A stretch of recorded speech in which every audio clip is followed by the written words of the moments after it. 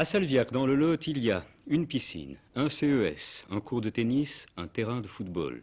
C'est bien pour une commune qui avoisine les 900 habitants. C'est encore mieux lorsqu'on apprend qu'une entreprise vient de s'y implanter.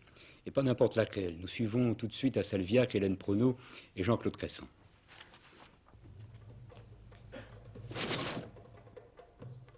Au pays des mille et une nuits, l'argent a une odeur, celle du pétrole. Une odeur que l'on peut respirer jusqu'au fond du Lot, dans un petit village de 876 habitants. Ici, dans cette ancienne école marquée du sceau de Jules Ferry, des centaines d'enfants ont usé leur fond de culotte. Ils les auraient volontiers échangés contre ces habits somptueux, tout froufroutant de soie et de dentelle, car c'est ici que Claude K s'est installé pour fabriquer des vêtements destinés aux petits princes des pays du Golfe. On fait des petites robes avec beaucoup de dentelle, des petits costumes très chargés. Plus c'est chargé, plus ils sont contents. On rajoute tout ce qu'ils nous demandent. On fait sur commande, d'après croquis. Et s'ils veulent des choses plus brodées, plus travaillées, on est là pour les ajouter. Les princes arabes aiment faire la fête et ont le goût du luxe. Les robes de Claude K varient entre 5 000 et 7 000 francs et elles ne seront sans doute mises qu'une seule fois. Qui peut s'en plaindre? Les pétrodollars font vivre le commerce français. Claude K exporte à 75% au Proche-Orient et a saisi le créneau au bon moment.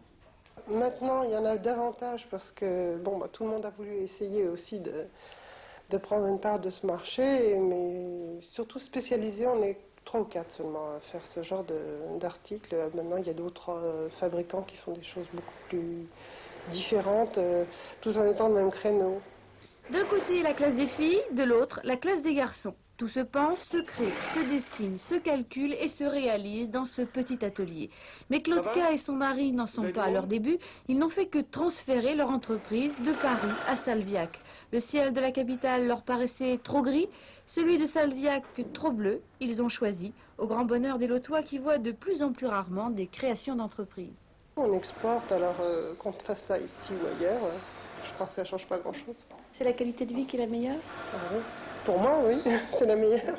Et votre clientèle est déjà tout établie? Oui, on a déjà tout un réseau de clients qui sont visités par un agent commercial et puis on fait le salon de la mode enfantine 2 fois par an. Ça suffit.